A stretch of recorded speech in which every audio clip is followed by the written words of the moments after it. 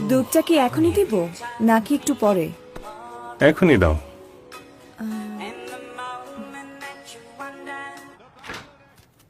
বরফ জমা দুধের বোতল পানির মধ্যে রাখুন,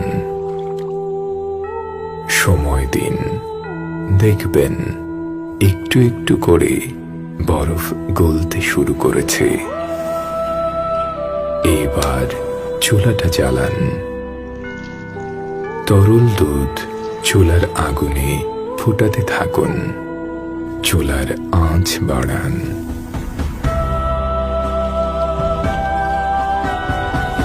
কিন্তু চুলার কাছেই থাকুন।